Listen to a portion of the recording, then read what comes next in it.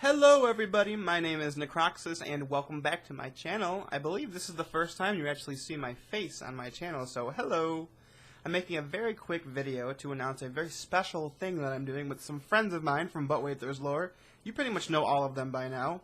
We are going to be doing basically an online Dungeons & Dragons campaign from the Serenity RPG. It's based in the Firefly universe. So if you like that, look forward to that.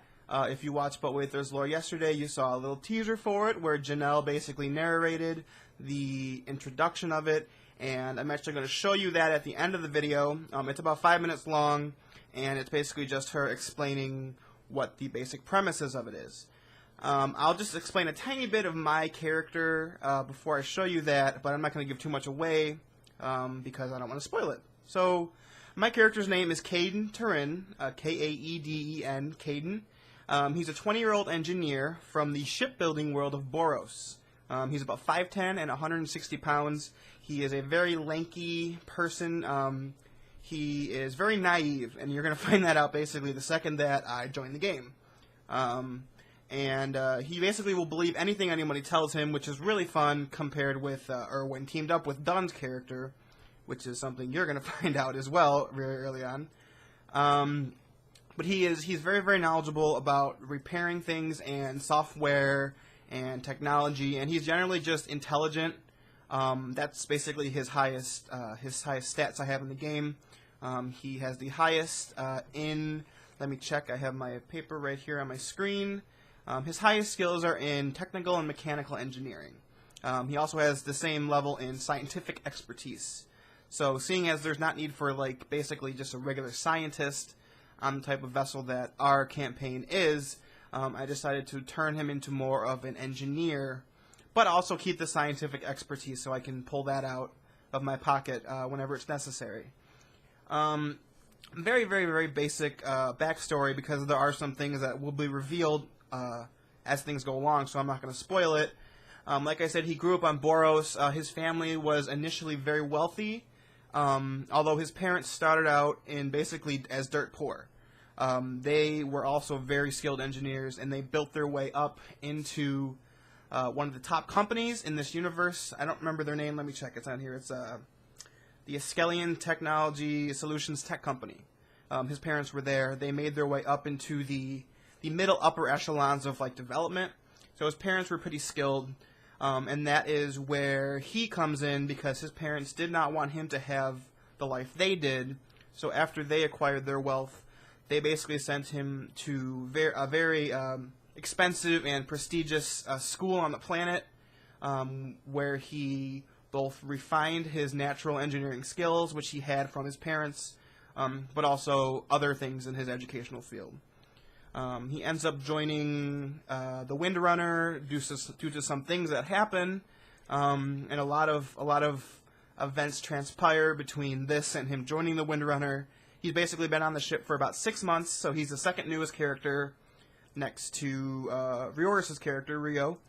So yeah, that's about it. I will be playing Kaeden Turin, and I hope you guys enjoy our campaign. And now I will show you the little teaser that was played yesterday in But Wait There's Lore.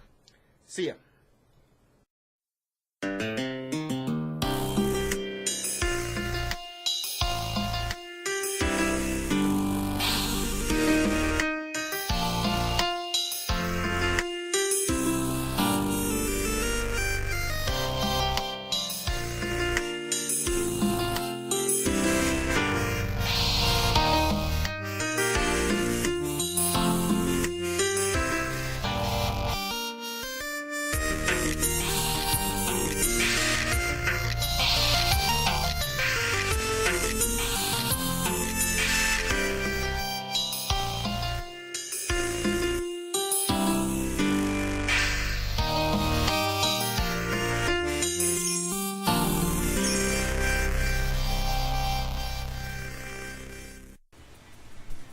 Long, long ago, in a galaxy far, far away.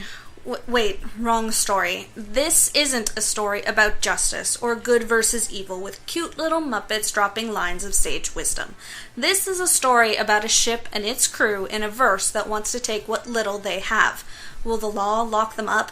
Will they find a life in the black? Or are they going to get themselves killed? Probably the latter, because this is doomed from the start. Before we meet the crew, we need to learn about the verse. Earth that was is no more, lost to the ages after we used up all the planet had to offer. At the end, humanity made a desperate grab for survival, sending out machines to a far-off system in the hope that the decades-long terraforming process wouldn't finish too late. They were in luck. The machines finished their jobs and the people followed to their new homes. Arcs filled with thousands left Earth that was, traveling for generations through the black. Once they arrived, they started to colonize more and more planets, starting in the center and working their way out. First the center planets, then what we call the border worlds, and last came the rim. That's how the colonization of the verse started. Nearly every planet or moon has been terraformed now. Rumor says that Earth that was is still out there, with folks still trying to live on that legendary place. But no one needs to worry about an ancient world that time's forgotten. Even after the Unification War, there's plenty enough trouble to get into on the planets we know about. The Unification War started like all wars. Some folk had the ideas that if they could set civilized standards for everyone, from cradle to grave, each person would have a better life, safe and secure. This idea was most popular on the central planets, where they sought to unify the worlds under a central parliament, whose goal was to promote peace and prosperity.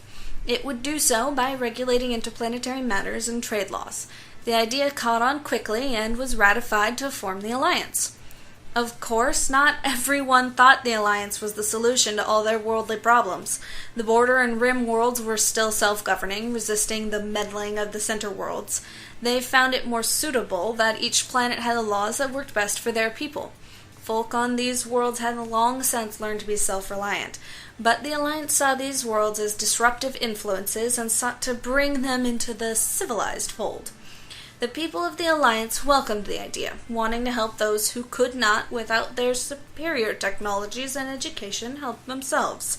They opened their arms wide, expecting the outer folk to come running. And they did. They came with guns. The Unification War was the most devastating in human history. 6 long years with battles on almost every border and rim world left scars on the land and the people. Some of the border planets joined the Independents, including Hera, Persephone, and Shadow. They brought together their forces, known as the Independent Faction. Browncoats was another term coined for the Independents' uniform, which included brown dusters. The war was fought on land, sea, and in the black of space. While the Independents were mostly volunteers, the Parliament drafted forces ended up winning the day. There's only so much folk can do against superior tech. To this day, there are many locations where the battles scarred the lands and the people. Shadow was effectively destroyed and became uninhabitable.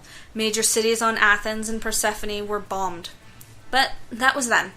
Now life has returned to normal, at least as normal as life can get these days.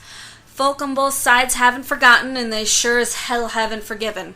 The Alliance technically has command over every planet and citizen, but they're still struggling to enforce their control on the outer planets. In the core worlds, at every public place, they have eyes watching. Most believe this is to be true in certain private areas as well. In exchange, the citizens enjoy comforts not found on the other worlds. There, the Alliance is slowly extending its authority. Truthfully, they just do not have the manpower or ships to implement this wholesale. They have hired private security firms to help with the matter, but the cracks are there for those wily and brave enough to use them. That's where the Windrunner comes in. Captained by Gregory Howell, the ship's crew uses their wits and Matthew Denneker's contacts to slip through the cracks in the Alliance's security to buy and sell anything anyone wants on the black market. Keeping things afloat is Caden Tureen, a young mechanic who wouldn't recognize a lie if it bit him on the ass. Janaelle Cross makes sure the crew stays in one piece, while Rio McRussell works security. When he's not asleep, that is. Secrets, bullets, and enemies abound in this pen and paper RPG set in the Serenity setting.